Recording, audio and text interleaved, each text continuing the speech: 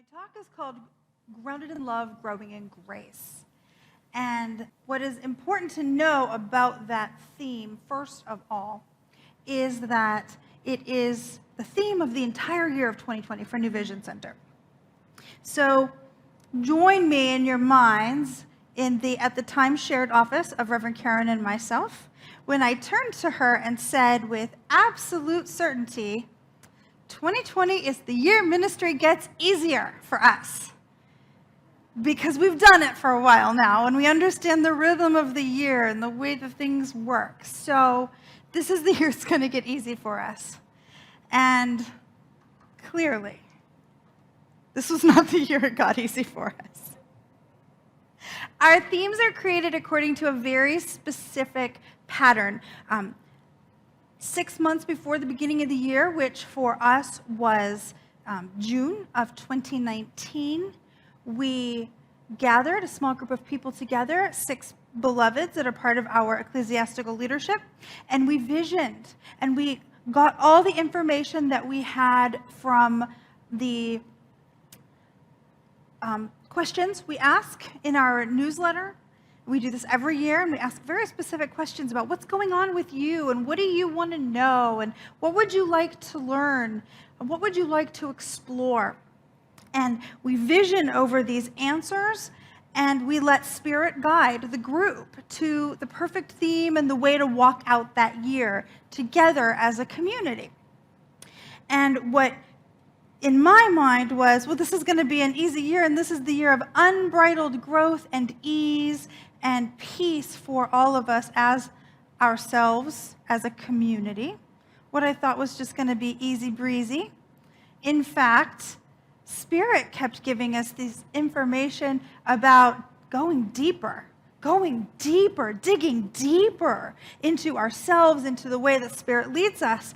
And finally, I just had to let go of my personal opinion of what I thought the year was going to be like and trust that the divine was moving us in the direction we needed to go for this theme. And I remember tearing up when we landed on it, on the actual theme, Grounded in Love, Growing in Grace, because it meant a number of very specific things to me. Did where Spirit led us lead to an easier year? I wouldn't call it easier. I wouldn't call having to redesign ministry on the fly, in real time, making stuff up, messing stuff up, getting it right. I wouldn't call it easy, but I would say it led us into a richer year, a year that was more connected with you, with ourselves, and with the divine as us. So I just want to, on this last Sunday of the year, I want to really honor this theme and open us up for what will happen next week when we introduce the 2021 theme. So, Grounded in Love is the first half of the 2020 theme, Grounded in Love. And we as a community are grounded in love very deeply because we have more than 30 years of history of a vision statement that centers in on love. For the first 25-ish years, we had this one. Love awakens hearts and transforms lives. And even though we've had a new vision statement for quite a while now, that phrase just trips off my tongue because it has anchored deeply into my heart, because I've seen how my life has been transformed by the love in this community. Reverend Karen's, Jeff Hargis, Beverly Strutt, all of our practitioners, everyone who calls New Vision Center home. The reason we stay, we might come for the great music, let's be honest. We might show up for the music. And we stay because our lives are getting better. Our hearts are opening more. Love does awaken hearts and transform lives. And if you are new to this community and haven't experienced it for yourself quite yet, welcome home and buckle up, because the love of this community really does move mountains and shift consciousness in a way that I personally didn't know was possible, even though I'd considered myself a spiritual seeker for my whole adult life. When I walked in here, everything changed. And so I invite you into that process. A few years ago, we shifted our vision statement as part of a covenanting process, and it became this one. revealing the power of love. And I know when I heard Beverly say to you, I know you're feeling it. You're feeling that power of love revealed not just through this community, but also in your own life. The power to stay quiet when your ego wants to yell. The power to forgive when your ego wants to hold a grudge. It is powerful and it is real in our lives. Ernest Holmes talks about the love in this quote from Living the Science of Mind. Have a firm conviction that God is love, and an equally firm conviction that when you apply this principle of love to any human problem, the very words you speak in your meditation or treatment or prayer will operate as law in the condition that confronts you and will neutralize or overcome everything that opposes it.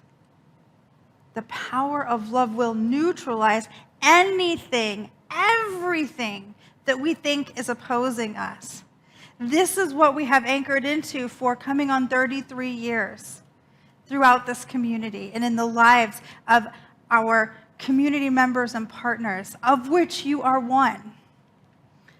The love of the one, the love of God, the love of the divine, when we have conviction and confidence in it, works in our lives. The second half of our theme, Grounded in Love, the second half was growing in grace. And despite pandemic, despite racial tension, despite not being able to meet together in large groups, despite all of the enforced and forced changes that have happened in this community over the last 9 months, 10 months, we have grown. We have grown. We had more classes, workshops, and events this year than in any of the previous 5 years, including 2 Palooza-style talent shows that were hilarious and inspired and funny and fun. Congregants came together to build a labyrinth and then enjoyed it as a group. We've had Taizé services and healing services and classes galore. Members of the community are rising up to offer what they're experts in as personal growth classes. We are growing. And the December 24th candlelighting service, last I checked YouTube, had 215 views, which beats our 5-year attendance record by like 40 people at least. What we're doing here is working, and we are growing. We are growing in ways that are measurable by metrics, like the ones I just shared, but more importantly, we're growing in how and who we are as a community. We're growing in the way we love each other and take care of each other and accept that love. So there are 3 groups of people that I feel must be specifically called out when we're talking about growing that love. The first are the ecclesiastical people, the ministers, the practitioners, the ministerial students. That group of people are the ones that come together and decide any manner of things about how we're going to present this teaching in our community. What gets talked about on a Sunday? What classes are being offered? Are we having a workshop? All that kind of stuff gets handled in the ecclesiastic group, as well as the practitioner's beautiful willingness and ability to reach out and to be a resource for prayer and love and all things good. This group of people went into instant overdrive when the pandemic hit. And we created, y'all, in like 3 hours, like in a 3-hour meeting, we created all those connection times that were multiple times a day, every single day of the week for months. We moved everything onto Zoom and all became instant Zoom experts. Let me correct that. Beverly became an instant Zoom expert and had to teach all of the rest of us, and did, joyfully. and made sure that nobody, even the people that were at home alone day after day, that nobody felt alone, that there was no reason in our community to not feel like there was an opening to be loved any time of the day, any day of the week. And that, to me, is amazing. It's amazing. No wonder we're growing when the love is just blossoming and billowing. I mean, I feel like if love was visible, we would have seen clouds of it flying out of each little house in the valley where every practitioner and minister and teacher lived, and wafting out. And the next thing I hear congregants telling other congregants, oh, no, you got to come to game night. We have the most fun at game night. You need to laugh this week, come to game night. Come to the connection time at 10 o'clock in the morning. We catch up on everything and have a snack together. All of this on Zoom from the same people who the year before told me, I can't get online to watch the service. I don't know how to make that work. Oh, how we all got so smart so quickly. The second group of people I want to call out are what I'm going to call our support crew. This is the congregant care team, the circles teams, the outreach team, which became the in-reach team, and all of the practitioners. And what they did was create waves upon waves of possibilities that were structured to make sure nobody fell through the net. If you wanted to be loved, there were circles you could join. You could put in a request for congregant care and get phone calls and prayers and assistance, groceries dropped off, pharmacy prescriptions filled and delivered. We had love texts going for weeks on end among circles.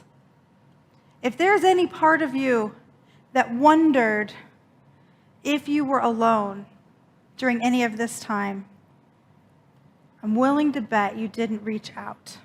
I'm willing to bet you had the problem that Ernest Holmes was talking about right here when he said, we need to believe in the grace of God, the divine givingness. But we also must recognize that divine givingness can mean nothing to us unless there is a takingness on our part. You see, our amazing support crew can build these beautiful circles and these wonderful opportunities for us, and they don't work if we are not a yes to receive them. I can't tell you how many times I've heard, I think it's amazing that we offer small doses of financial assistance to people in our community that are struggling. I'm struggling financially, but I would never ask for that, and I would never accept it. Feel into that. There's a real good chance that you maybe didn't say it to me, but you think it, you feel it. An inability or unwillingness to receive is cheating the people who wish to give. It's denying them the opportunity to give their gift. And for those of us who gift financially, who specifically donated, it's a specific fund created just to help financially challenged people in our community. If you need it, if it would help, please ask. Please ask. We want to give. We want to support. But to keep that cycle going, we have to say yes to receiving too. It's also true. It's true of classes and workshops. We want to have them. You know, an interesting thing. I can teach all day long. And if you don't sign up for the class, it's not going to get in you. I haven't figured out how to put it in an injection yet and just inoculate you. Here's foundations. You graduate. We have to say yes and allow ourselves into the process.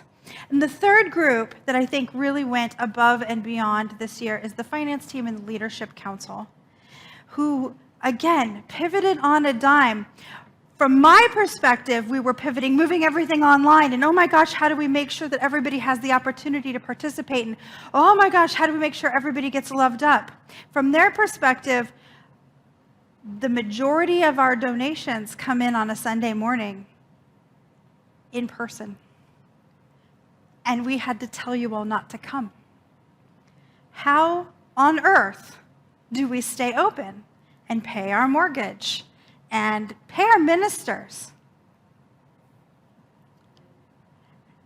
And the answer is the finance team went into immediate overdrive along with the leadership council, figuring out ways to be more effective with the money we have, more ways to reach out and ask congregants to give. And oh my goodness, the congregation said yes. The congregation said yes and switched to online giving. And some people gave their year's worth of giving up front at the beginning of the year when we knew we were going to be struggling. And people reached into themselves and raised their level of giving.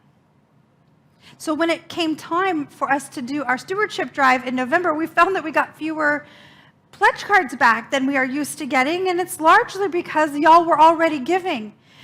If you didn't fill out a pledge card, could you please just shoot us an email and say, I intend to keep giving at the level I'm giving, just so that we've got you in the numbers.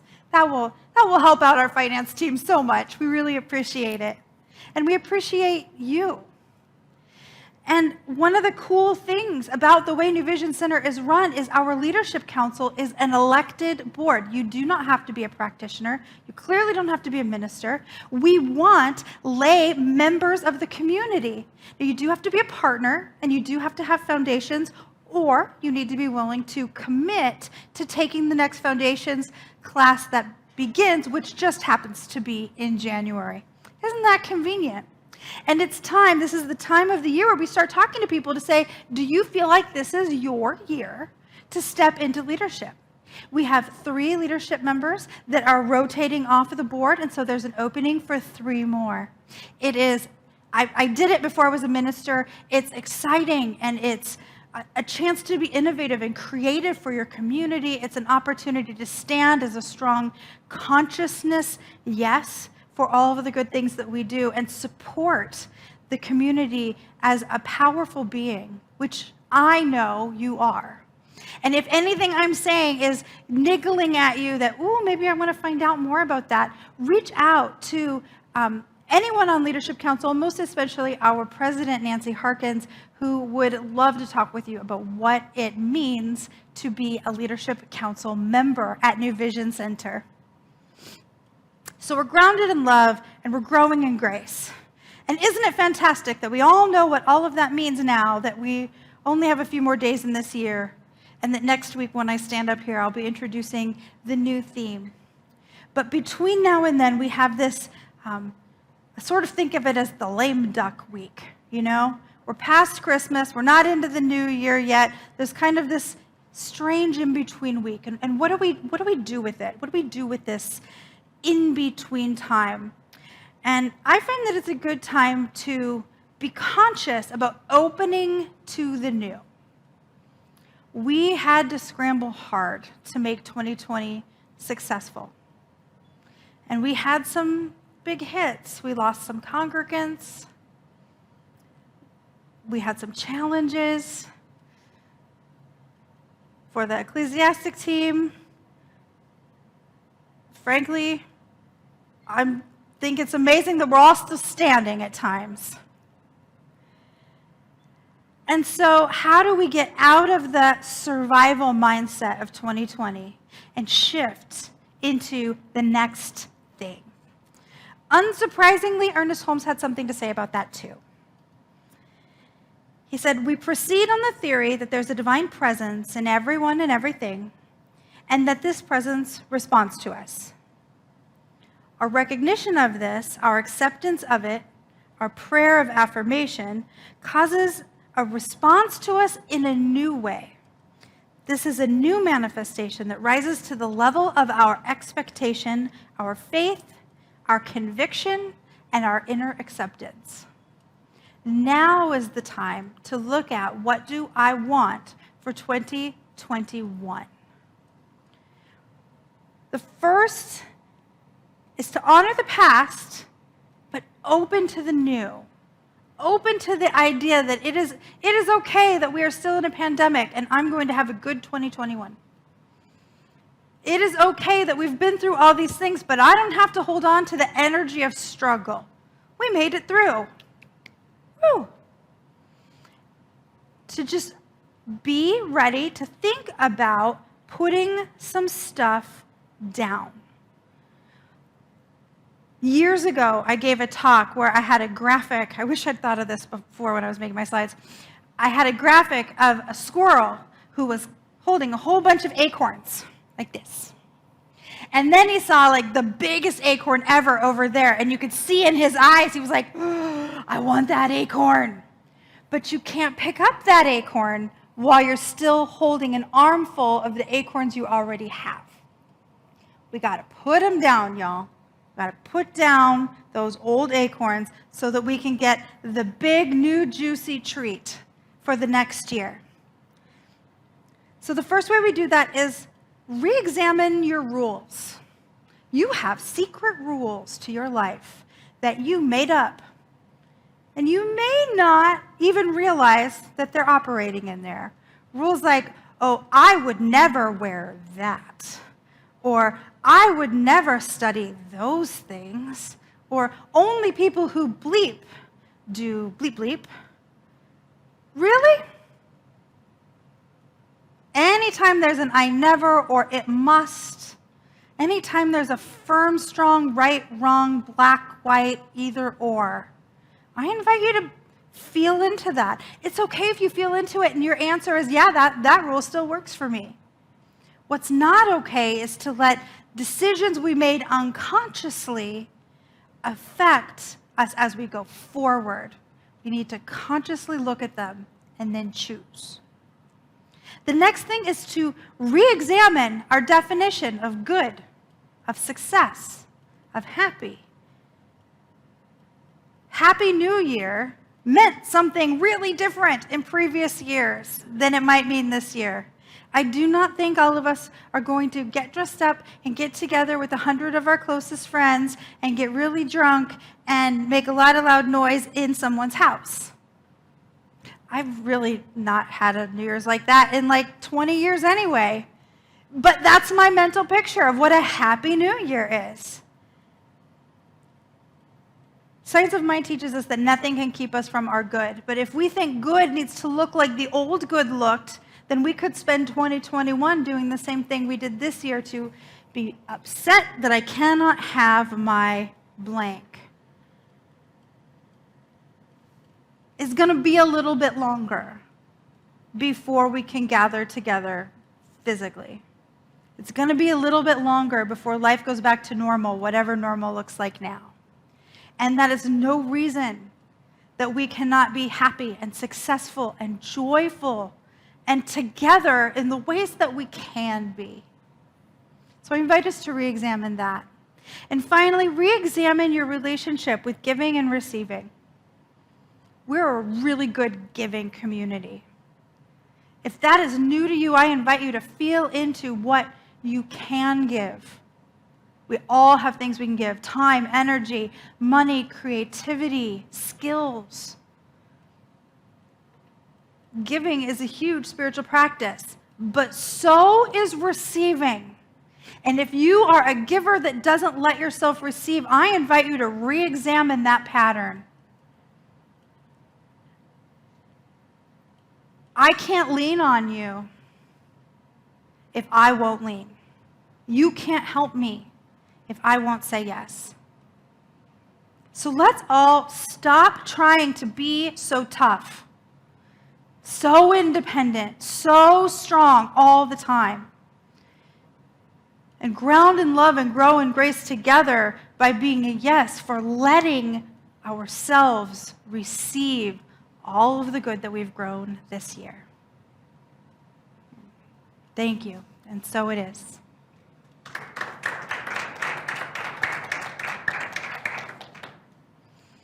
And so let's anchor this with a little bit of prayer.